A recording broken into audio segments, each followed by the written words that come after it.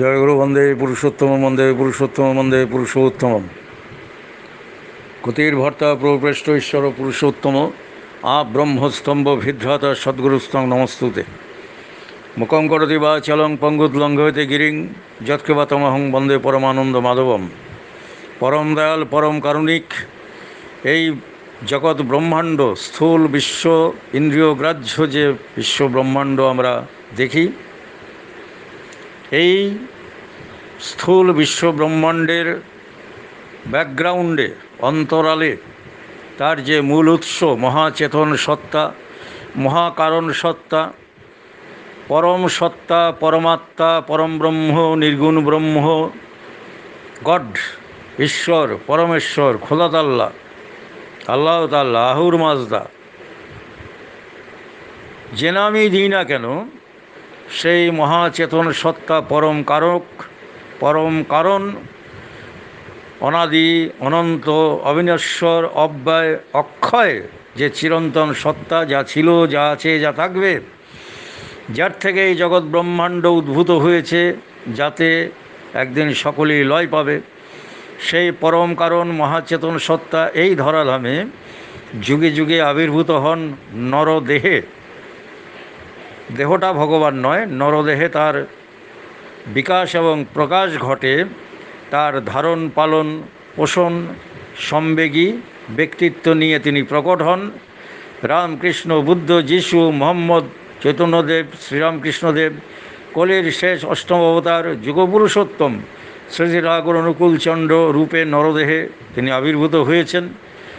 সেই যুগপুরুষোত্তম শ্রী ঠাকুর অনুকূলচন্দ্রের রাতুল শ্রীচরণে ভক্তি বিনম্র প্রণাম নিবেদন করছি। পুরুষোত্তম পরিবারের সমস্ত প্রণম্য গুরুজনগণকে ভক্তি বিনম্র আনন্দিত প্রণাম নিবেদন করছি। পরিবারের এবং বিশ্বপিতার এই বিশ্ব পরিবারের সমস্ত সন্তানগণের এই সংকটময় মুহূর্তে প্রতি প্রত্যেকের নিরোগ সুস্থ সুদীর্ঘ জীবন, মহামৃত্যুঞ্জয়ী অমৃতময় এবং ইষ্টময় সমৃদ্ধিময় জীবন প্রার্থনা রাখছি। আজকে পরিবারে অনুশ্রুতির প্রথম খণ্ড সাধনা অধ্যায় থেকে যে বিশেষ বাণীটি ইষ্টপ্রসঙ্গ করার জন্য নিবেদন করা হয়েছে, সেই বিশেষ বাণীটির পরিপ্রেক্ষিতে এই পরিবারের যে গ্রুপ অ্যাডমিন, আমার অত্যন্ত স্নেহভাজন শ্রীমান অনির্বাণ ভাই বিশেষভাবে অনুরোধ রেখেছেন এই বাণীটির উপর গঙ্গাজলে গঙ্গা পুজোরূপী ইষ্টপ্রসঙ্গ নিবেদন করার জন্যে। আমি তারই পরিপ্রেক্ষিতে, তারই অতি দীন এবং অযোগ্য সন্তান, এই বাণীটির পরিপ্রেক্ষিতে তাঁরই শ্রীমুখ নিঃসৃত বাণীর আলোকে গঙ্গাজলে গঙ্গা পুজো যৎকিঞ্চিৎ ইষ্টপ্রসঙ্গ নিবেদন করার চেষ্টা করছি মাত্র। বাণীটি হলো: পূর্বতনে উড়িয়ে দিয়ে অভিজ্ঞতা খুঁজিস পাগল, দর্শন জ্ঞান যা কিছু তার পূর্বতনেই ভিত্তি অটল। তাকেই বেকুব করলি বাতিল, বৃত্তি স্বার্থ পুরন্তরে হাওয়ার ঘরায়। হাওয়ার ঘরা মানে কলসি, কলসি, কলসিকের আরেক নাম ঘরা। হাওয়ার ঘরায় কখনো কি জায়রে রাখা সলিল ভরে। সলিল মানে জল। হাওয়া দিয়ে কি আর ঘরা তৈরি হয়? হাওয়া দিয়ে কলসি তৈরি হয় না। আর তার মধ্যে তো জল রাখা তো অনেক দূরের কথা। তো পূর্বতন ঋষিকে বাতিল করলে পরে ওই হাওয়ার ঘরাতে জল ভরার সামিল হবে।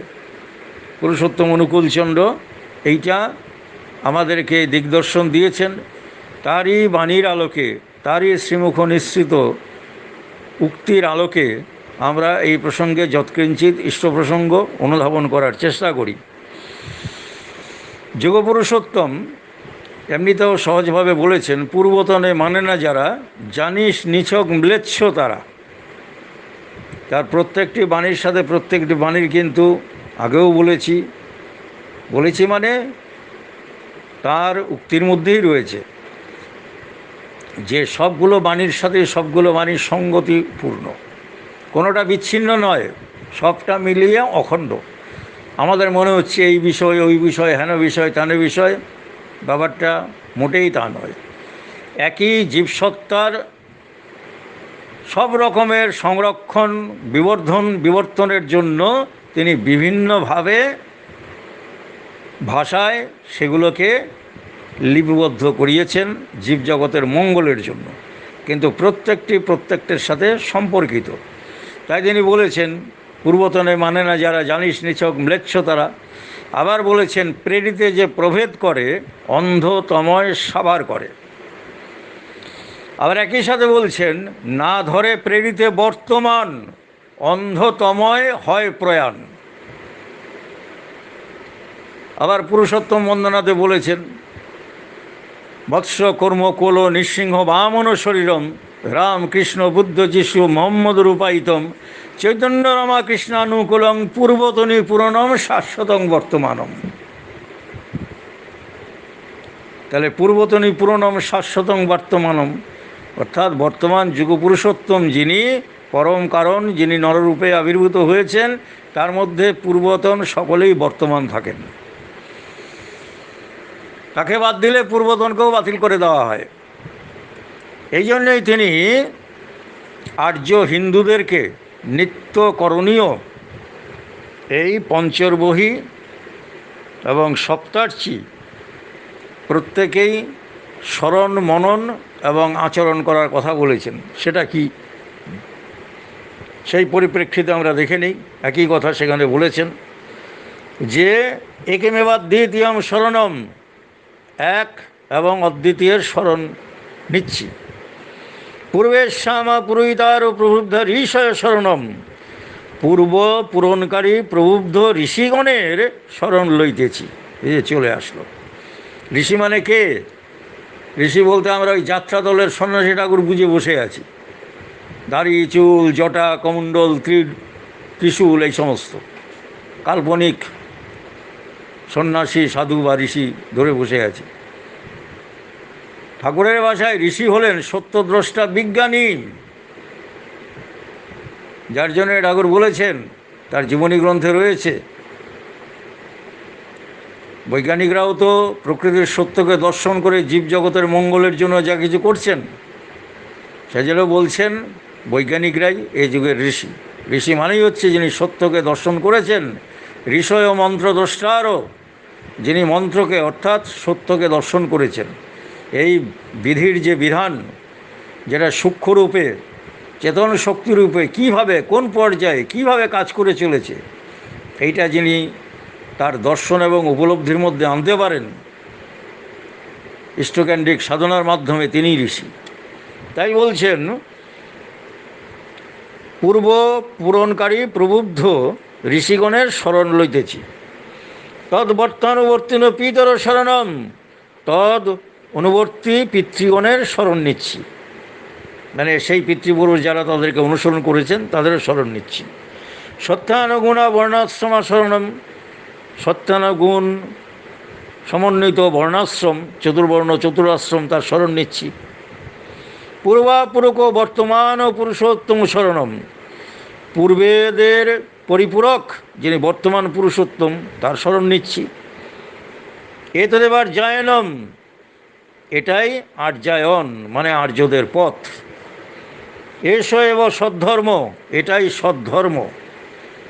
সদ্ধর্ম মানে জীবনীয় ধর্ম। এতদেব শাশ্বতং শরণম, আর এটাই শাশ্বত এবং একেই স্মরণ করে এবং রক্ষা করে চলতে হবে। তাহলে পঞ্চরবহি যদি আমরা রেগুলার অনুধাবন করি নিয়ম করে, তাহলে এই তাৎপর্য আমাদের কখনোই বিস্মরণ ঘটবে না। এবার সপ্তর্চিতে কি বলছেন? নবাস্যমন্যদ ব্রহ্মণ ব্রহ্মৈক্যমেবা দ্বিতীয়ম, অর্থাৎ ব্রহ্ম ভিন্ন আর কেহ উপাস্য নহে, ব্রহ্ম এক অদ্বিতীয়। সেই যে পরম কারণ যার কথা বলা হলো একটু আগে, সেই ব্রহ্ম, তাকে যে নামই দেওয়া যাক না কেন, সেই এক এবং অদ্বিতীয়ই একমাত্র উপাস্য। তথাগতস্তৎ বার্তিক অভেদা, তথাগত তার বার্তাবহগণ অভিন্ন। তথাগত মানে তথা হইতে আগত, অর্থাৎ সেই পরম কারণ যখন নিজেকে সম্ভব করেন, যার জন্য সম্ভব আমি যুগে যুগে বলা হয়েছে, তাহলে তার বার্তাবহগণ, অর্থাৎ এই যে অবতার পুরুষ যুগপুরুষোত্তমগণ তার বার্তা বহন করছেন, সেই পরম একের বার্তা বহন করছেন, সেটা অভিন্ন, তাতে কোনো ভেদ নেই। তথা গতাগ্রহী বর্তমান ও পুরুষোত্তম, এটা বললেন। পূর্বেশ্যামা পুরোহিতা বিশিষ্ট বিশেষ বিগ্রহ, তথাগতগণের অগ্রণী বর্তমান পুরুষোত্তম, পূর্বগণের পূরণকারী বিশিষ্ট বিশেষ বিগ্রহ। তাহলে বর্তমান পুরুষোত্তম যিনি, তার মধ্যে পূর্বতন ঋষি অবতার মহাপুরুষ যা আছেন সকলকেই পাওয়া যাবে। তদনুকূল শাসনং অনুসর্তব্যম,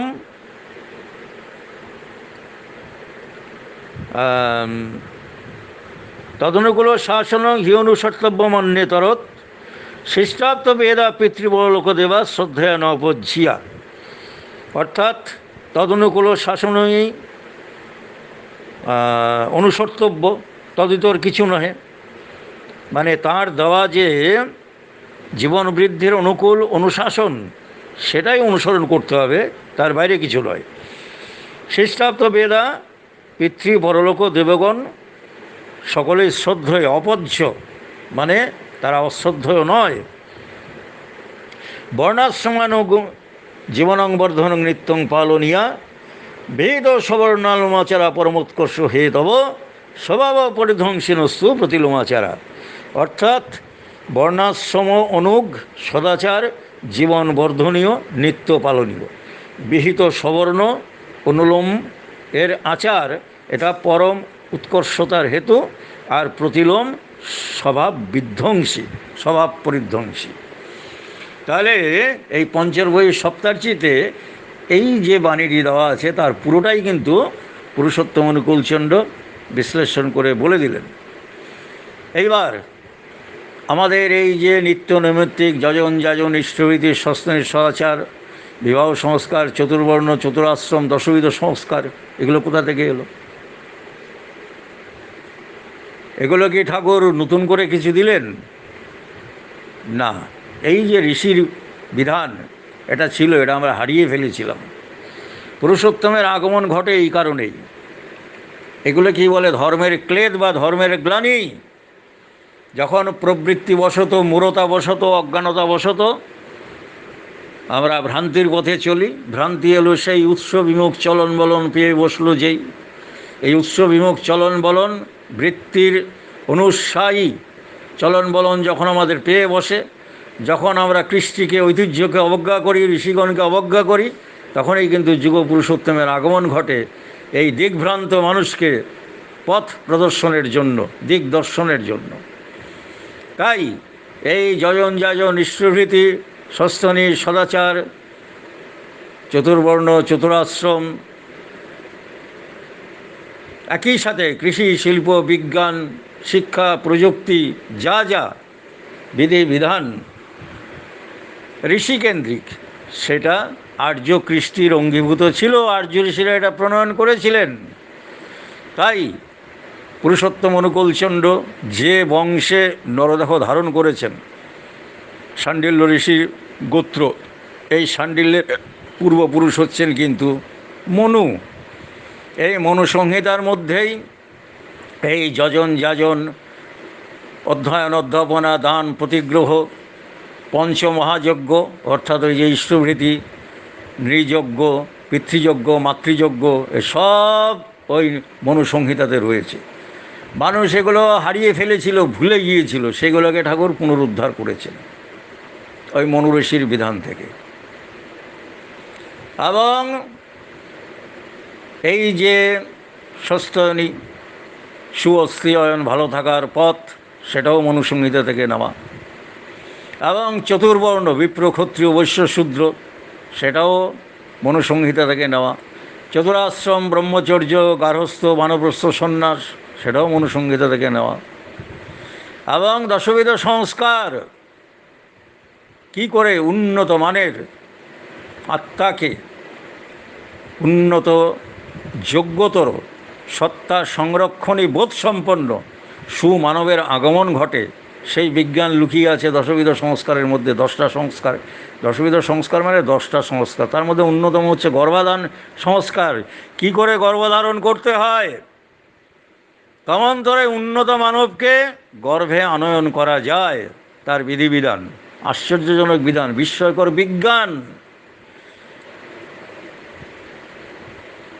এবং এই উপনয়ন সংস্কার কি? দশবিধ সংস্কারের আরেক সংস্কার। বিবাহ সংস্কারটা কি? কত রকমের বিবাহ হয়, এই সবগুলো বিধিবিধান বিস্তারিত বলতে গেলে পরে তো দিনের পর দিন, রাতের পর রাত চলে যাবে, কারণ এটা একটা বিশাল সিলেবাস। ব্যক্তি জীবন, গৃহজীবন, দাম্পত্য জীবন, সমাজ জীবন, রাষ্ট্রীয় জীবনের এই যে ব্যক্তি, দম্পতি, গৃহ, সমাজ ও রাষ্ট্রোদ্ধারণে যজন যাজন ইষ্টভীতি সস্তনি প্রবর্তকম প্রাচ্য প্রতীচ্য নিয়ন্ত্রণে বর্ণাশ্রমানুশাসকম আর্য চিরায়নম, পরিষ্কার বলে দিলেন পুরুষোত্তম বন্দনাতে।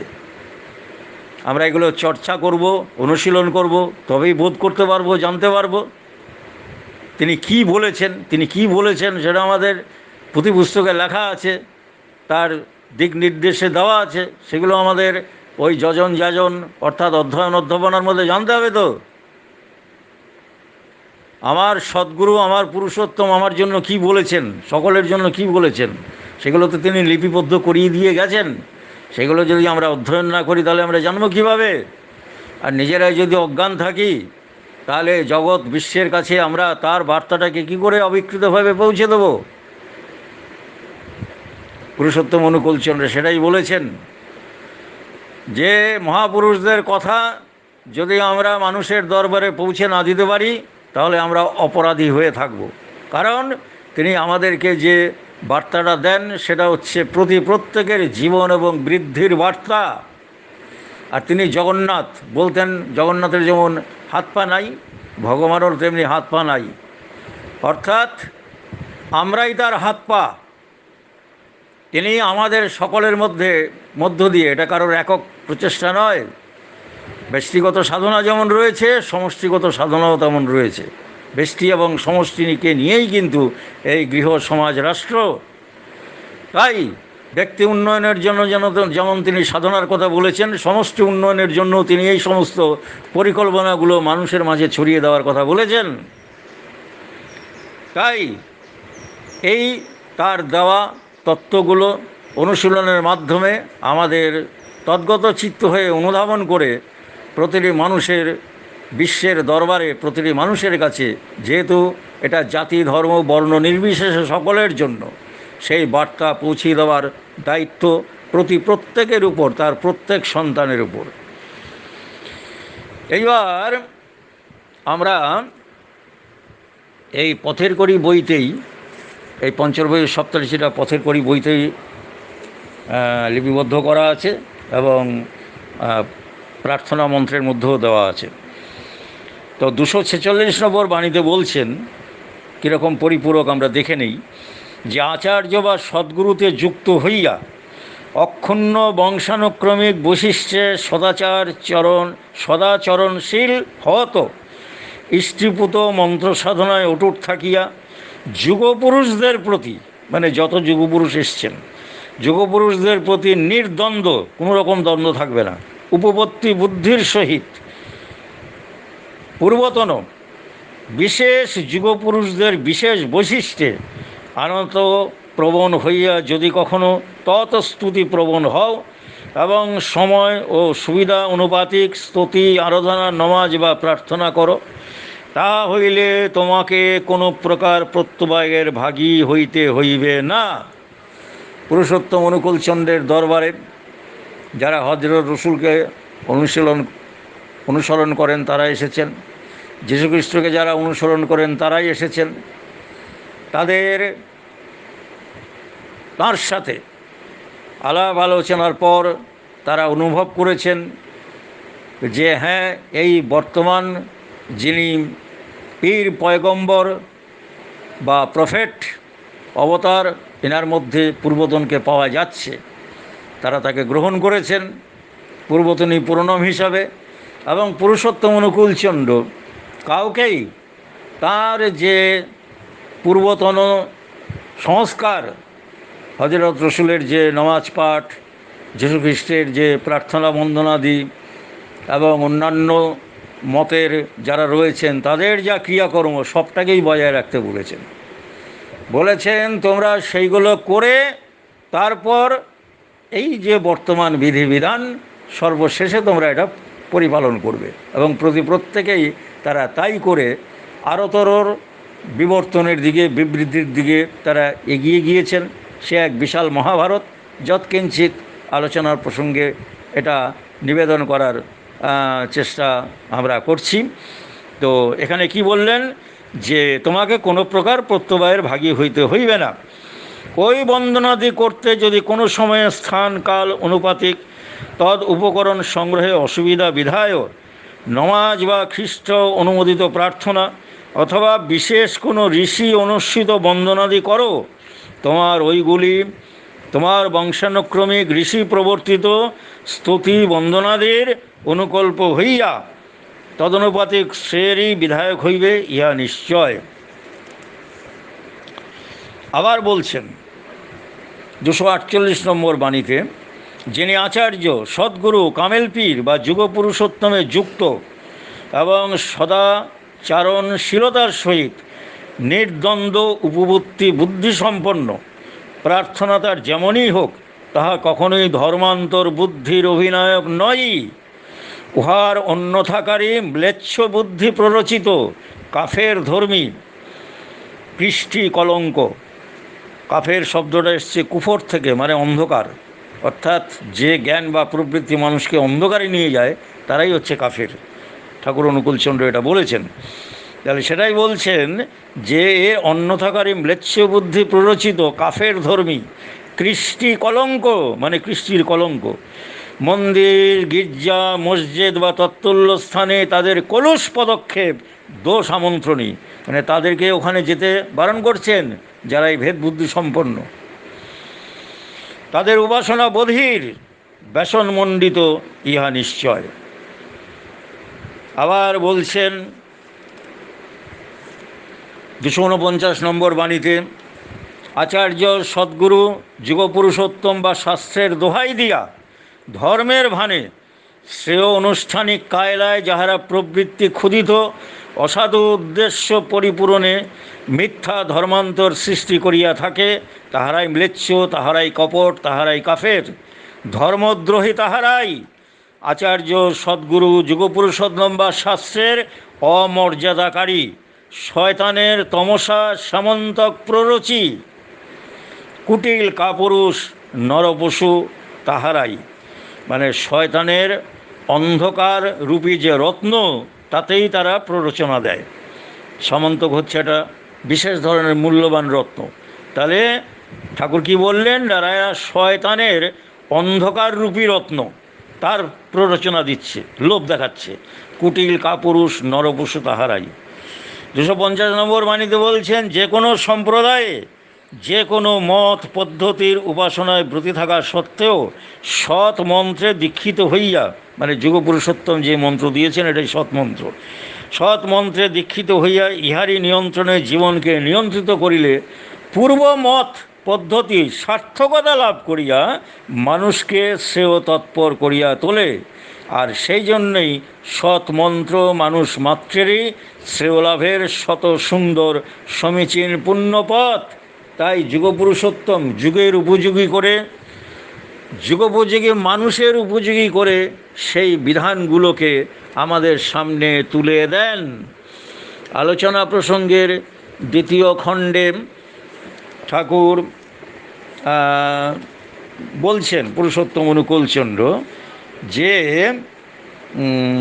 এই ভারতবর্ষই আবার দেবভূমি দেবলোকে হতে পারে যদি তোমরা আর্যাচারে চলো। অর্থাৎ আর্য ঋষির যে বিধান, ঠাকুর যেটাকে পরিমার্জিত, পরিবর্ধিত, সংশোধন করে যুগোপযোগী করে দিয়েছেন, সেটাই বলছেন।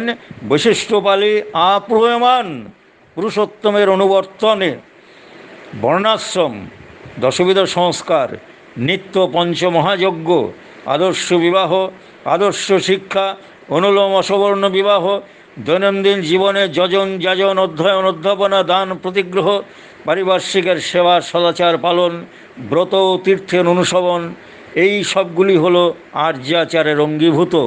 অর্থাৎ আর্য ঋষির যে এই আচরণ জীবের মঙ্গলের জন্য, সেটাই আর্যাচার। পুরুষোত্তম সেটাই বলছেন যে এই সবগুলি হলো আর্যাচারের অঙ্গীভূত। এই আর্য ঋষির বিধিবিধানগুলো পুরুষোত্তম অনুকূলচন্দ্র যুগোপযোগী সংস্কৃত করে আমাদের সামনে তুলে দিয়েছেন। তো বলছেন যে এইগুলির অনুসেবনে মানুষ ধীরে ধীরে বংশ পরম্পরায় দেবতুল্য হয়ে ওঠে, এবং সে শুধু একাধজন নয়, গোটে গোটে হতে থাকে, ঘরে ঘরে হতে থাকে। আর আজ যে সম্প্রদায়ে এত হানাহানি, বৈশিষ্ট্যপালী পুরোয়মান যুগপুরুষোত্তমকে ধরে চলার রীতি যদি থাকে, তাহলে বিভিন্ন সম্প্রদায় থাকলেও সাম্প্রদায়িকতা থাকে না। প্রত্যেককে মনে করে আমারই একজন, কারণ যুগপুরুষোত্তমের মধ্যে পূর্বতন প্রত্যেকটি অবতার মহাপুরুষ জীবন্ত থাকেন। তাকে ভালোবাসলে আমরা পূর্বতন কাউকেই অবজ্ঞা করতে পারি না, প্রত্যেককেই মনে করি আমার ঠাকুর। তাই গুরু ভাইয়ের প্রতি যে প্রীতি, সেই প্রীতিরই জাগরণ হয় সকলের প্রতি। সাম্প্রদায়িকতা সেখানে আসবে কোথা থেকে? তাই দেশকে যদি এ বিষ থেকে বাঁচাতে চাও, যাজনের ভেতর দিয়ে সর্বত্র ছড়িয়ে পড়ো। যে প্রসঙ্গ একটু আগে নিবেদন করা হচ্ছিল, যেটা সমষ্টিগতভাবে এই দায়িত্ব সকলের। তাই বলছেন যাজনের ভেতর দিয়ে সর্বত্র ছড়িয়ে পড়ো, সকলের চোখ খুলে দাও, যাতে শয়তান তার প্রভাব বিস্তার করতে না পারে। এখনই যদি কোমর বেঁধে না লাগো, পরে আর সামাল দিতে পারবে না, অনৈক্য বিভেদী কায়েম হয়ে চলতে থাকবে। এগুলো পুরুষোত্তম অনুকূলচন্দ্র কিন্তু আলোচনা প্রসঙ্গের দ্বিতীয় খণ্ডে সেই 1941 সালের কথা এগুলো বলেছেন ঠাকুর। এইবার আরও কি বলছেন আর একটু দেখে নিই আমরা। পুরুষোত্তম অনুকূলচন্দ্র বলছেন এই দ্বিতীয় খণ্ডেই যে ভক্তির চাইতে বড় কামনার বস্তু আর কিছু নেই মানুষের। বলছেন অবতারে যে তুলনা করে প্রভেদ দেখায়, একজনকে ছোট দেখিয়ে আরেকজনকে বড় করে, এটা ভারী বিশ্রী। রামকৃষ্ণ ঠাকুরকে কেউ যদি দেখার মতো দেখে, তাহলে সে তার মধ্যে বুদ্ধ, যিশু, শ্রীকৃষ্ণ, মোহাম্মদ, চৈতন্য সবাইকে দেখেছে। তাদের জীবনের তাৎপর্য তার মধ্যেই খুঁজে পেয়েছে। আর সত্যিই তা পাওয়া যায়, এছাড়া উপায়ও নেই। বর্তমান প্রেরিত যিনি, তার মধ্যে পূর্বতন সবাই থরে থরে সাজানো থাকেন। সবারই গ্লিম্পস বা ঝলক তার মধ্যে দিয়ে ঠিকরে বেরোয়। যার পূর্বতন কারো প্রতি অনুরাগ আছে, এক ঝলক দেখেই সে টের পায় এই আমার চিরযুগের চেনা মানুষ, চাওয়া মানুষ। অমনি সে তাকে আঁকড়ে ধরে। রামকৃষ্ণ ঠাকুরের ভক্ত যদি কেউ হয়, সে কি জ্যান্ত রামকৃষ্ণ ঠাকুরকে ফ্ল্যাশেস দীপ্তি দেখে বুঝবে না? খুব বোঝে। ছেলের ভেতর যেমন বাপকে দেখা যায়, বর্তমানের ভেতরেও তেমনি পূর্বতনকে পাওয়া যায়। পূর্বের স্বামী গুরু কালে নানো অবচ্ছেদাত। অর্থাৎ এই যে বর্তমান যিনি, তিনি পুরুষদেরও গুরু। কাল তাদেরকে অবিচ্ছিন্ন করতে পারে না। বর্তমানকে দেখে শুনেও যে তাকে গ্রহণ করতে পারে না, বুঝতে হবে তার পূর্বতনের কারোর প্রতি টান নেই। একদম পরিষ্কার বলে দিলেন যে কারোর প্রতি কিন্তু তার টান নেই, বর্তমানকে যে গ্রহণ করতে পারে না। এইবার পুরুষোত্তমের দরবারে একজন বিশিষ্ট ব্যক্তি পাবনাতে তার কাছে এসেছেন। সেটাও ওই সময়কারীর কথা। হক সাহেব এবং আরও কয়েকজন বিশিষ্ট ব্যক্তি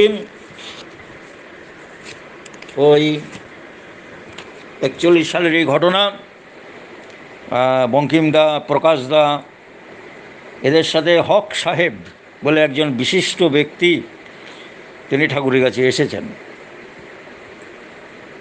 এসে হক সাহেব প্রশ্ন করছেন যে আপনার কর্মপ্রতিষ্ঠানগুলো দেখলাম বেশ সুন্দর, তবে ধর্ম প্রতিষ্ঠানে এত কর্মের আয়োজন কেন? পুরুষোত্তম অনুকূলচন্দ্র বলছেন, ধর্ম মানে আমি বুঝি তাই করা যাতে আমাদের বাঁচাবারা অক্ষুণ্ণ থাকে। এর জন্য গোড়ায় চাই ওই রসুল বা কামেল পীর। তাকে ভালোবেসে তাকে অনুসরণ করে আমরা যখন চলি, তখন দুনিয়া হাজারো রকম টান আমাদের বিচ্ছিন্ন করতে পারে না, আমরা বিভ্রান্ত হই না। রসুল মানে হচ্ছে শান্তির দূত। তাহলে সব অবতারই রসুল, অর্থাৎ সবাই শান্তির দূত। সবাই কামেল পীর, অর্থাৎ সেই একেরই বার্তাবাহী। তাই বলছেন ওই খোঁটা ঠিক রেখে বাঁচার জন্য বাড়ার জন্যে যা যা করি সবই তখন ধর্ম হয়ে দাঁড়াবে। বরং বাঁচার বা বাড়ার জন্য যা যা করণীয় তার কোনোটা যদি বাদ দেই, তাহলে আমাদের জীবন ততখানি ধর্মচ্যুত হয়ে পড়বে, অর্থাৎ বাঁচা বাড়ার থেকে বিচ্যুত হয়ে পড়বে। আবার পরিবেশকে না বাঁচিয়ে আমরা বাঁচতে পারি না। আমাদের কর্মের ভেতর দিয়ে, সেবার ভেতর দিয়ে পরিবেশকে যতখানি উন্নত করে তুলতে পারবো, পরিবেশের উন্নততর কর্ম ও সেবার ভেতর দিয়ে আমরাও তত সুষ্ঠুভাবে সম্বর্ধিত হব। তাই দেখুন ধর্মের মধ্যে কর্মের প্রয়োজন কতখানি। তবে সব কর্ম সার্থক হয়ে ওঠা চাই খোদাতালায় রসুলে, অর্থাৎ সেই পরম কারণ এবং যিনি শান্তির দূত। আচ্ছা, এবার হক সাহেব বলছেন যে আপনি রসুলের কথা বলছেন, হিন্দুর মুখে রসুলের কথা তো বড় একটা শুনি না। সাথে সাথে ঠাকুর বলছেন, খোদার প্রেরিত যিনি তিনি সবারই আপনজন। তিনি হিন্দু মুসলমান সকলেরই, সর্বমানবেরই। এই রসুলকে বাদ দিয়ে আমরা খোদাতলায় পৌঁছতে পারি না। আবার রসুল বলেছেন, আমরা যদি প্রেরিত পুরুষদের কাউকে স্বীকার করি, কাউকে অস্বীকার করি, কাউকে ছোট করে কাউকে বড় করি, তাহলে সেটা কাফেরত্বেরই সামিল। আবার ঈশ্বর বিশ্বাসী অটুট ইষ্টপ্রাণ কাউকে যদি কেউ কাফের বলে, সেও তার ভেতর দিয়ে নিজের কাফেরত্বেরই পরিচয় দেয়। প্রকৃত প্রস্তাবে ধার্মিক কখনো কাফের নয়, আবার কাফের কখনো ধার্মিক নয়। কাফের অর্থাৎ যে ম্লেচ্ছ ধর্মাবলম্বী, যে বিভেদ সৃষ্টি করে, সেই কাফের। তাই বলছেন খাঁটি হিন্দু, মুসলমান, বৌদ্ধ বা খ্রিস্টানে কোনো প্রভেদ নেই, তারা সবাই একপন্থী। প্রত্যেকের উচিত প্রত্যেকটি প্রেরিত পুরুষকে শ্রদ্ধা করা। এর ভেতর দিয়েই পারস্পরিক সম্প্রীতি সহজ হয়ে ওঠে। ধর্মের বিকৃতি যাতে না হয় সেদিকে আমাদের সমবেত লক্ষ্য রাখা উচিত। পুরুষোত্তম অনুকূলচন্দ্র হক সাহেবকে এগুলো বলছেন, অর্থাৎ সকলকেই বলছেন। রসুলের কোনো বাণীর কদর্থ যাতে কেউ না করে সেদিকে আপনারও যেমন লক্ষ্য রাখা প্রয়োজন, আমারও তেমনি লক্ষ্য রাখা প্রয়োজন। প্রত্যেক মহাপুরুষ সম্বন্ধে প্রত্যেকেরই মনোভাব থাকা উচিত, আমরা পরস্পরকে যত জানি ও শ্রদ্ধা করি ততই লাভবান হই, যতই অনুধাবন করি ততই বোধ করতে পারি খোদা এক, তার প্রেরিত পুরুষগণ এক বার্তাবাহী, অর্থাৎ এবং ধর্ম অর্থাৎ জীবন বৃদ্ধির নীতিও একই। হক সাহেব বলছেন যে ইসলাম ও অন্য ধর্মে তো অনেক পার্থক্য দেখা যায়। সেই ঠাকুর বলছেন মূলগত পার্থক্য কমই পাবেন, তবে দেশকাল পাত্র অনুগ বৈশিষ্ট্য অনুযায়ী খুঁটিনাটি ব্যাপারে বিশেষ বিশেষ ব্যবস্থার বিধান থাকতে পারে, এবং আমার তো মনে হয় সেটা ঐক্যেরই নিদর্শন। কারণ প্রত্যেক প্রেরিত পুরুষই বৈশিষ্ট্য পূরণী। এই বৈশিষ্ট্য পূরণের দিক দিয়ে সবার মধ্যে ঐক্য আছে। বৈশিষ্ট্য যেখানে বিচিত্র, সেখানে বৈশিষ্ট্য পূরণী ব্যাপারে বৈচিত্র্য অভিব্যক্তি থাকবেই, কিন্তু সবটার মূল লক্ষ্য ঈশ্বরমুখী জীবন বৃদ্ধি। আর প্রেরিত পুরুষদের মধ্যে পাবেন পূর্বতনের আপুরণ, পূর্বের স্বামী গুরু কালে নানবচ্ছেদাদ, পরবর্তী পূর্বতনদের সংহত মূর্তি। পূর্বতনদের সঙ্গে তার বিরোধ নাই, বরং তার মধ্যে আছে সবার পরিপূরণ। এবার হক সাহেব বলছেন মূলগত বিষয়ে যে পার্থক্য নেই তাই বা বলা যায় কি করে। শ্রী ঠাকুর বলছেন, ধরুন ইসলাম শব্দের মানে আমি শুনেছি খোদায় আত্মনিবেদন বা শান্তি। তো সব ধর্মের তো মূল কথা এই। সব ধর্ম বললে কথাটা ভুল বলা হয়, কারণ ধর্ম বহু নয়, ধর্ম একই। আর কলেমা, নামাজ, রোজা, হজ, জাকাত, এই 5টি অনুষ্ঠান শুনেছি মুসলমানদের অবশ্য করণীয়। প্রত্যেক শাস্ত্রেই তো এই বিধান আছে। এই যে ঋষি প্রবর্তিত পঞ্চমহাযজ্ঞ, আর এই যে এই পঞ্চকরণীয়, এ তো ঘুরে ফিরে একই জিনিস। স্থানকাল পাত্রভেদে মূলত কিন্তু একই। তো নমাজ, প্রার্থনা একই জিনিস, জাকাত, ঈশ্বররীতি একই জিনিস, হজ, তীর্থযাত্রা, আমাদের ঋষিদের তীর্থভ্রমণ, ঘুরে ফিরে দেখা যাবে সব তাৎপর্য কিন্তু একই। তো এবার বলছেন প্রত্যেক শাস্ত্রেই তো এই বিধান আছে, তবে হয়তো ভিন্ন ভাষায় ভিন্ন নামে হতে পারে। কলেমা মানে আমি বুঝি, মানে ঠাকুর বলছেন খোদা তাআলায় বিশ্বাস রেখে প্রেরিত পুরুষকে স্বীকার করে তার অনুশাসনে চলা। এই বিশ্বাস, স্বীকৃতি, অনুসরণ ধর্মের প্রথম ভিত্তি। হিন্দুর মধ্যেও আছে যুগপুরুষোত্তম বা সদ্গুরুর কাছে দীক্ষা গ্রহণ করে তাকে অনুসরণ করে চলার কথা। খ্রিস্টানদের মধ্যেও আছে ব্যাপটিজম, অভিষেকের প্রথা। বৌদ্ধরাও আনুষ্ঠানিকভাবে ত্রিশরণ মন্ত্র গ্রহণ করে থাকে বলে শুনেছি। এই স্বীকৃতি, এই পুরুষ শ্রেষ্ঠকে আপন করে নেওয়ার মধ্য দিয়েই তার অনুবর্তনে চলার পক্ষে সুবিধা হয়। আর নামাজ মানে সন্ধ্যা, বন্দনা, প্রার্থনা। মানুষ ইষ্টের স্মরণ মনন যত করে তত তার মন পবিত্র হয়ে ওঠে, প্রবৃত্তিগুলি সুনিয়ন্ত্রিত করবার কায়দা পায়, আত্মবিশ্লেষণ, আত্মসমীক্ষণে পটু হয়। তাছাড়া এতে করে ইষ্টিচলনের সম্বেগ বাড়ে। তাই এই নির্দেশও সর্বত্র আছে। আর রোজা মানে ইষ্টচিন্তা পরায়ণ হয়ে সুনিয়ন্ত্রিত উপবাস। এতে শরীর মনের অনেক গলদ বেরিয়ে যায়, ইচ্ছা শক্তি প্রবল হয়। শুনেছি বিধিমাফিক উপবাস কাম দমনের পক্ষ সহায়ক। এও সবারই করণীয়, যে পথেই চলুক। তো এই যে রোজা 1 মাস করতে হয়, তাহলে ওই মনুসংহিতাতে রয়েছে ঠাকুর যে চান্দ্রায়ণ ব্রতটা চালু করেছেন, 4 রকমের চান্দ্রায়ণ, সেটা তো এক ধরনের রোজা। আবার চান্দ্রায়ণও আর এক ধরনের রোজা, রোজাও এক ধরনের চান্দ্রায়ণ। কারণ এই চান্দ্রায়ণ ব্রত ওই রকমের 1 মাসই করতে হয়। ওই এক গ্রাস খেয়ে খেয়ে ওই উপবাসের 4 রকম পদ্ধতি আছে এটা। তো সেটাও তো সে একই জিনিস হলো, সেটাই ঠাকুর বলছেন। তো হজ মানে তীর্থযাত্রা। ভাবসিক্ত হয়ে তীর্থদর্শন করলে আমরা সাধু মহাপুরুষদের ভাবে অনুপ্রাণিত, অভিষিক্ত হয়ে উঠি। এ বিধানসভার মধ্যে আছে। আর জাকাত মানে ধর্মার্থে দান, ইষ্টার্থে উৎসর্গ। এই বাস্তবকরণের ভেতর দিয়ে ইষ্টের প্রতি আমাদের অনুরাগ বাড়ে। তাছাড়া আমাদের উদরান্ন আহরণী কর্ম ইষ্ট সার্থকতায় সার্থক হয়ে উঠতে থাকে। এইভাবে ইষ্ট আমাদের সব কিছুতে অনুপ্রবিষ্ট হয়ে ওঠেন। সংসারে চলতে আমাদের হাজারো তাল নিয়ে চলতে হবে, কিন্তু সবটার মধ্যে যদি ইষ্টকে স্থাপনা করতে পারি, তাহলেই আমরা বহু অনিষ্ট, বিপদ আপদ, অনর্থের হাত থেকে রেহাই পেতে পারি। আপনাদের যেমন জাকাত আছে, তেমনি অন্যত্র রয়েছে ইষ্টভৃতি। ঠাকুর বলছেন এই ইষ্টভৃতি যে কত বড় জিনিস, মানুষের কত বড় রক্ষা কবচ, তা করলেই বোঝা যায়। আবার এর ভেতর দিয়ে দুস্থ পরিবেশও প্রভূত উপকৃত হয়। তাহলে দেখুন মূল জিনিসগুলো সর্বত্র সমান কিনা। এইবার হক সাহেব বলছেন যে পুনর্জন্ম জিনিসটা কি আছে। শ্রী ঠাকুর বলছেন আপনারা রোজ কিয়ামত যেটাকে কন, আমার মনে হয় সেটা পুনর্জন্মেরই নামান্তর। মানুষ যেমনতর ভাব নিয়ে যায়, তেমনতর ভাব নিয়ে স্ত্রী পুরুষ যেখানে মিলিত হয়, সেখানে তার পুনরাগমনের সম্ভাবনা হয়। পুনরায় শরীরে কায়াম হওয়ার এই যে রীতি, একেই বোধহয় বলা হয়েছে রোজ কিয়ামত। এই জন্যে যুগপুরুষোত্তম বলে। এই যে রোজ কিয়ামতের কত বড় একটা তাৎপর্যপূর্ণ বিজ্ঞানসম্মত ব্যাখ্যা তিনি বলে দিলেন। আমি অবশ্য কোরআন টোরান পড়িনি, ঠাকুর বলছেন যেন কিছুই জানেন না। মুখ্য মানুষ, কি বলতে কি বলি, কি বলতে কি কই। তবে আমার যেমন মাথায় আসে তাই শুনেছি, পুনর্জন্মের কথা কোরআনেও আছে। হক সাহেব অবাক হয়ে গেলেন। পরের প্রশ্ন রাখছেন, শুনতে পাই আপনি নূর ও আওয়াজ অনুভব করেছেন। নূর মানে জ্যোতি, আওয়াজ মানে শব্দ। এটা কোরআনে রয়েছে।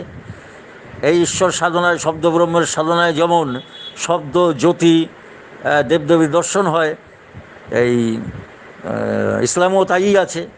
সেখানে নূর এবং আওয়াজ বলা হচ্ছে। আমাদের পক্ষ কি তা অনুভব করা সম্ভব? আর ওই অনুভূতিতে লাভ কি হয়? সেই ঠাকুর বলছেন লাভ লোকসানের ধারণা নিয়ে আমি কোনোদিন কিছু করিনি। নাম করতে খুব ভালোই লাগতো, আর আপন আনন্দে নাম করতাম। নাম না করেই যেন পারি না, কি পাবো কি হবে এসব কোনো ভাবনা ছিল না। কিন্তু একটা আকুল নেশা ছিল। গভীরে আরও গভীরে চলে যেতাম। এই অনুশীলনের পথে কতকেই দেখা যায়, শোনা যায়, সে অপরূপ জগৎ। তবে অনুরাগী এর মূল বস্তু। অনুরাগযুক্ত অনুশীলনে আমাদের মস্তিষ্ক কোষগুলোর মধ্যে যতই দহনতাপের সৃষ্টি হয়, ততই শব্দ আলো অনুভব করা যায়, বিজ্ঞানটাও বলে দিচ্ছেন। এর মধ্যে দিয়ে আমাদের সারাশীলতা ও গ্রহণ ক্ষমতা বৃদ্ধি পায়। জগতের যা কিছুকে তখন তীক্ষ্ণভাবে বোধ করা যায়। এই বোধগুলি যতই আবার ইষ্টসূত্রে গঠিত ও সমাহিত হয়ে ওঠে, ততই সমাহারী প্রজ্ঞার আবির্ভাব হয়। আমি যা কিছু বলি তাই কিন্তু আমার এই প্রত্যক্ষ বোধের ওপর দাঁড়িয়ে, অর্থাৎ ঠাকুর তথাকথিত নীতি উপদেশ দেন না, অবতার পুরুষগণ তা দেন না, তারাই দেখা, দর্শন এবং বোধের উপর দাঁড়িয়ে বলেন। সেটাই বললেন যে আমি কোনো বইটাই পড়িনি, কিন্তু নিজের জীবনে যা অনুভব করেছি সেই দ্বারায় ফেলে সব কিছুর মূল স্পন্দনটা যেন ঠাহর করতে পারি। তাই তিনি যা বলেন তাই অভ্রান্ত। তার কথার পরিবর্তন, পরিমার্জন, পরিসংশোধন কোনোটাই চলে না। তাহলে বিধির উপরে হাত দিয়ে দেওয়া হবে, আর বিধির উপরে হাত দেওয়ার অধিকার একমাত্র বিধি ছাড়া আর কারোরই নেই, কারণ তিনি দ্রষ্টা পুরুষ। বলেই বলছেন আপনি করুন, আপনারও হবে। আমান দেখছেন, আমান অনুভব করছেন, রসুল সেবী, আল্লাহ অনুরক্ত এমন একজন পুরুষকে যদি পান, তার শরণাপন্ন হন, তাকে কেন্দ্র করে রসুল আপনার জীবনে জীবন্ত হয়ে উঠবেন। আপনারা তো শুনেছি মারেফতি সাধনার কথার মধ্যে আছে। সাহেব বলছেন মুসলমানদের মধ্যে যদি এমন শুদ্ধ পুরুষ না পাই, তিনি যদি অন্য সম্প্রদায়ের হন, তাহলে কি গ্রহণ করা চলে? শ্রী ঠাকুর বলছেন তিনি যে সম্প্রদায়ের মধ্যে জন্মগ্রহণ করুক না কেন, তার যদি রসুলে অনুরাগ থাকে এবং রসুলের প্রতি আপনার অনুরাগকে সঞ্জীবিত করে তুলতে পারেন, আপনার ভাবে তিনি যদি ব্যাঘাত না করেন, তাহলে আপনার অসুবিধা কোথায়? দীক্ষা এক জিনিস আর ধর্মান্তর গ্রহণ অন্য জিনিস। ধর্মজীবন যাপন করতে যে পিতৃপুরুষকে ও পিতৃকৃষ্টকে যদি অস্বীকার করতে হয়, তবে তো সে এক রকমের বিশ্বাসঘাতকতা। শুনেছি বিদায় হজে রসুল এর তীব্রভাবে বিরুদ্ধে, বিদায় হজে রসুল এর বিরুদ্ধে তীব্রভাবে বলেছেন। এইবার হক সাহেব বলছেন যে কোরআনের মতে রসুল তো শেষ নবী। পুরুষোত্তম অনুকূলচন্দ্র বলছেন তদানীন্তন কালের মতো তিনি সর্বশেষ নবী। যেমন যুগ পুরুষোত্তম এই যুগের শেষ নবী, আবার যখন তিনি আসবেন সেই যুগের তিনিই হবেন আবার তৎকালীন নবী বা অবতার পুরুষ বা প্রফেট। তাই বলছেন তদানীন্তন কালের মতো তিনি তো সর্বশেষ নবী, সে বিষয়ে সন্দেহ কী? হাদিসে তো শুনেছি পরবর্তীকে মানার কথা বিশেষভাবে লেখা আছে। এমনকি তিনি যদি হাফসি কৃতদাসও হন। আবার হাদিসে নাকি এই ধরনের কথা আছে, প্রেরিত এসেছিলেন, প্রেরিত আসবেন, প্রেরিত জয়যুক্ত হবেন, ইহা ঈশ্বরের নিয়ম ও বিধি। কোরআনে এমনতর কথা আছে যে ঈশ্বরের নিয়ম ও নীতির পরিবর্তন হয় না। যে নিয়মের ভেতর দিয়ে যে প্রয়োজনে একদিন রসুলের আবির্ভাব হয়েছিল, সেই নিয়মের ভেতর দিয়ে অনুরূপ প্রয়োজনে আবার যে অনুরূপ আবির্ভাব হতে পারে না, তা মনে হয় না। এগুলি আমার মোটা বুদ্ধির কথা। আমি তো আরবি টারবি জানি না। যারা আরবি জানেন তাদের কারো কারো মুখে শুনেছি আরবি ভাষায় যে কথাটির অর্থ করা হয় শেষ নবী বলে, তার আরেকটা পাঠ হতে পারে এবং তার মানে দাঁড়ায় তিনি নবীদের মধ্যে মণি স্বরূপ। সে কথা তো ঠিক। রসুলের যে অপূর্ব জীবন, তাতে তিনি নবীদের মধ্যে মণিস্বরূপ, সে বিষয়ে আর সন্দেহ কী? আবার এও যেন শুনেছি মনে হয় তিনি নবীদের শিলমোহর স্বরূপ, অর্থাৎ তিনি হলেন একজন আদর্শ নবী। তার মানদণ্ডে আমরা বিচার করতে পারি কেউ প্রকৃত নবী কিনা। এসব কিন্তু আমার শোনা কথা, আমি ভুল শুনেও থাকতে পারি। যা যা শুনেছি তা যদি সত্য হয়, তার সঙ্গতি কোথায় যেমনটা ভেবেছি তাই বলছি। যাই কন, রসুল আমাদের অতি প্রিয় এবং রসুল প্রেমী যে, সেও আমাদের অত্যন্ত প্রিয়। মানুষ যুগে যুগে এই প্রেমী মানুষকেই খোঁজে, তাকে না পেলে মানুষের পেট ভরে না। বই পুঁথিপুত্রে তো কত কথা আছে, কিন্তু তা তো আমাদের তেমনভাবে নাড়া দিতে পারে না যেমন করে দেয় ওই প্রেমীর ব্যক্ত জীবন। এবার হক সাহেব বলছেন যে ব্যক্তিত্বের প্রভাব যে কতখানি তা আপনার সান্নিধ্যে এসে বুঝতে পারছি। কত লোকের মুখেই তো কত কথা শুনি, কিন্তু মানুষের কথায় যত প্রাণ থাকে, মানুষের কাছে এসে বসে যে এত শান্তি পাওয়া যায়, তা আমি এর আগে কখনো বোধ করিনি। আপনাদের মতো মানুষ আছেন বলেই তো দুনিয়া টিকে আছে, নইলে মানুষের বুদ্ধি বিবেচনা চাল চলন যেমন, তাতে দুনিয়া রসাতলে যাবার কথা। এবার ঠাকুর বলছেন দেখেন আমি কিছু না, আমি ডাকের বায়া, অবতার নাহি কহে আমি অবতার। ঠাকুর তাই বলছেন আমি কিছু না, আমি এটা ঢাকের বায়া, পরমপিতা যেমনভাবে চালান সেইভাবে চলি। বিদ্যে বুদ্ধিও নেই যে ভেঙে করে একটা কিছু করব। তবে পারিপার্শ্বিকের অবস্থা সম্বন্ধে আপনারা যে সচেতন, সেটি খুব ভরসার কথা। আপনারা যদি লাগেন, দেখতে দেখতে এ হাওয়া ফিরে যেতে পারে।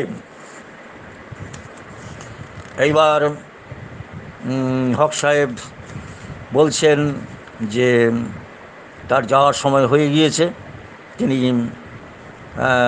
যাওয়ার জন্য অনুমতি চাইছেন। ঠাকুর বলছেন সুযোগ পেলে আবার যেন আসেন। হক সাহেব হাত জোর করে বলছেন, পাবনায় আসলে আপনার এখানে আসবার আগ্রহ রইল। আজ বড় আনন্দ পেয়ে গেলাম। একটু দয়া রাখবেন আমার প্রতি, যেন জীবনটা বিফলে না যায়। শ্রী ঠাকুর বললেন, পরম পিতার দয়া আছেই। এই যে যুগ পুরুষোত্তম, সবার পূরণ করেন যিনি, তারই মুখে বিধির বাণী। সেই যুগ পুরুষোত্তমের স্মরণ আমরা পরম দয়াতে, তারই পরম দয়াতে আমরা তাকে কেউ ধরিনি, তিনি আমাদেরকে ধরেছেন এবং সকলকে ধরার জন্য তিনি প্রস্তুত হয়েই আছেন দুহাত বাড়িয়ে। আমরা একটু তার রাতুল শ্রীচরণে একটু আত্মসমর্পণ করার বোধের জন্য তিনি অপেক্ষা করে আছেন। তাই যে পুরুষোত্তম অনুকূলচন্দ্র যে আবৃত্তি আমাদেরকে শোনাতেন, এটাও এই আলোচনা প্রসঙ্গের দ্বিতীয় খণ্ডেই রয়েছে। সেইটি বলে তারই রাতুল শ্রীচরণে এই গঙ্গা জলে গঙ্গা পুজো ইষ্ট প্রসঙ্গ আজকের মতন এখানেই উপসংহারে আসব। সেটি হচ্ছে, ঠাকুর বলছেন, কবে প্রাণ খুলে বলিতে পারিব, পেয়েছি আমার শেষ, তোমরা সকলে এসো মোর পিছে, গুরু তোমাদের সবারে ডাকিছে, আমার জীবন লোভিয়া জীবন, জাগরে সকল দেশ। নাহি আর ভয়, নাহি সংশয়, নাহি আর আগু পিছু, পেয়েছি সত্য, লোভিয়াছি পথ, সরিয়া দাঁড়ায় সকল জগৎ। নাহি তার কাছে জীবন মরণ, নাই নাই আর কিছু, হৃদয়ের মাঝে পেতেছি শুনিতে দৈববাণীর মতন, উঠিয়া দাঁড়াও আপন আলোতে, ওই চেয়ে দেখো কত দূর হতে, তোমার কাছেতে ধরা দিবে বলে আসে লোক কত শত। ওই শোনো শোনো কল্লোল ধ্বনি, ছুটে হৃদয়ের ধারা, স্থির থাকো তুমি জাগি, প্রদীপের মতন অলস ত্যাগী, এ নিশিত মাঝে তুমি ঘুমাইলে ফিরিয়া যাইবে তারা। কেষ্টদা, শরৎদা, এদের সকলের দিকে চোখ রেখে রেখে ঠাকুর বারবার বলছেন, স্থির থাকো তুমি জাগি, প্রদীপের মতন অলস ত্যাগী, এ নিশীত মাঝে তুমি ঘুমাইলে ফিরিয়া যাইবে তারা। পুরুষোত্তম অনুকূলচন্দ্রের এই দিগদর্শনের আলোকে আমাদের সত্তা, জীবসত্তা যাতে চিরচেতনময় হয়ে ওঠে, সেই প্রার্থনা রাখি। ইষ্টে চেতন ব্যক্তিত্বটা, মন্ত্রে চেতন মন, ইষ্টভৃতিতে দীক্ষা চেতন, সেবায় চেতন ধন। অসীম যখন সসীম হয়ে সীমাতে লয় স্থান, বৃত্তিভেদী টান হলে তাই দেখবি ভগবান। এই বৃত্তিভেদী টান নিয়ে আমাদের জীবসত্তাকে চেতন মুখর করে তুলে এই পরম চেতন সত্তার যে অমৃত নিঃসন্দি দিগদর্শন, তাকে অনুসরণ করে এই যুগপুরুষোত্তম যিনি পূর্ব তিনি পুরনম, তাকে কেন্দ্র করে আমরা এক অভেদ্য অচ্ছেদ্য যে দৈবী ঐক্যসূত্র, সেই সমাজ বন্ধনে সকলে বিনায়িত হয়ে এক দৈবী সভ্যতার আবাহন করে তুলতে পারি, এই প্রার্থনা রেখে সকলের নিরোগ সুস্থ সুদীর্ঘ জীবন এবং অমৃতময় ইষ্টময় মহামৃত্যুঞ্জয়ী জীবন প্রার্থনা রেখে আজকের মতন ইষ্ট প্রসঙ্গ এখানেই উপসংহারে আসলাম। পরবর্তীতে ইষ্ট প্রসঙ্গে আসা যাবে। সবাই ভালো থাকবেন। জয় গুরু। বন্দে পুরুষোত্তমম, বন্দে পুরুষোত্তমম, বন্দে পুরুষোত্তমম।